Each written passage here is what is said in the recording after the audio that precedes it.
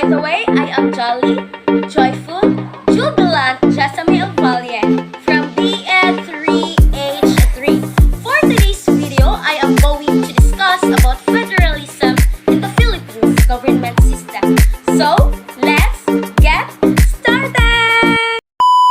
The scope of our lesson is to know first, what is federalism?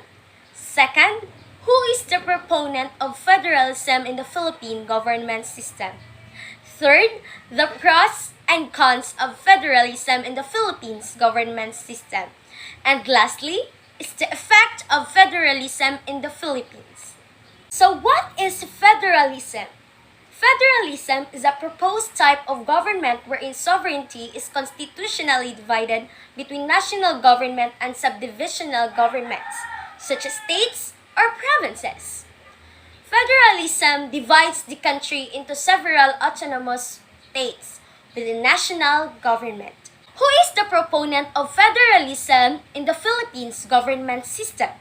One of the first proponents of federalism in the Philippines in the 21st century is Professor Jose Abueva. He was a Filipino political scientist and public administration scholar who served as the 16th president of the University of the Philippines. A 10 Outstanding Young Men Awardee for Political Science in 1962. He has devoted much of his career in academic circles. He was born on May 25, 1928 in Tagbilaran City and died on August 18, 2021 in Antipolo. Jose Abueva argued that a federal form of government is necessary to more efficiently cater to the needs of the country despite its diversity. Let us now move on to the pros and cons of federalism in the Philippines government system. For pros, or the advantages, the first one is decentralization. In the 30s federalism, local governments can decide for themselves. Regions or states are allowed by federalism to create solutions to their own problems, implement policies for their improvement, and make decisions for their own good without having to ask Malacanang for their decision. One of the advantages of decentralization is that local government units will also have no more excuse for delayed and low-quality projects and programs because they will not be able to blame the national government anymore. The second pros or advantages is the economic effects. What about the economic effects of a federal government? Improvement of local economy is considered as one of the pros of federal government. The federal system allows local governments have more power over the resources.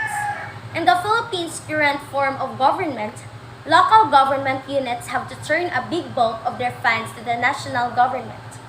A federal constitutional system will allow the autonomous regions or states to use the majority of their funds for their own development and without needing a go signal from Malacanang. The third or the last pros is less dependence on Metro Manila. One of the most common federalist arguments is that a federal constitution would lead to less dependence on Metro Manila when it comes to finding jobs and establishing businesses. One importance of federalism is that it allows fiscal autonomy for local governments. The positive side of the particular aspect is that the country's wealth will be more evenly distributed among the state governments. Lots of people also go to Metro Manila to find stable jobs and establish businesses. Federalism, if it leads to economic improvement for the autonomous regions, might lead to more job opportunities and business investments outside Metro Manila. Cons or the disadvantages of federalism in the Philippine government system. The first one is confusing overlaps in jurisdiction. Where does the responsibility of state governments end? And where does the responsibility of the national government begin? Unless these are very clear stated in the amended constitution, ambiguities may arise, leading to conflict and confusion.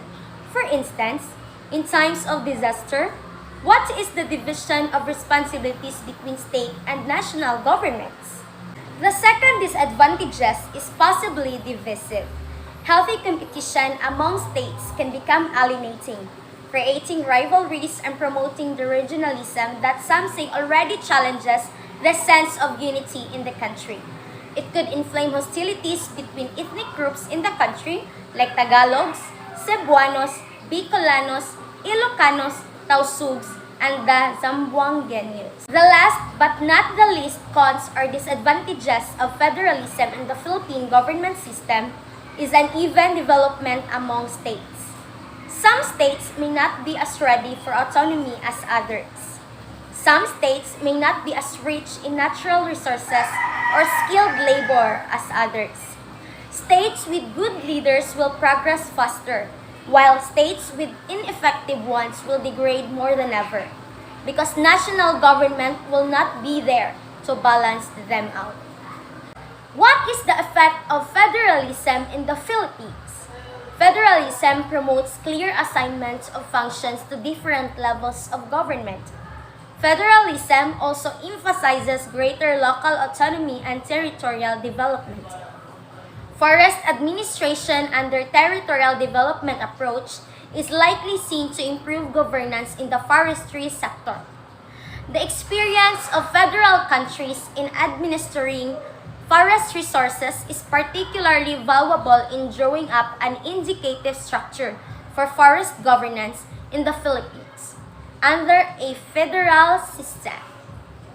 And that's the end of my video. Don't forget to like, share, and subscribe.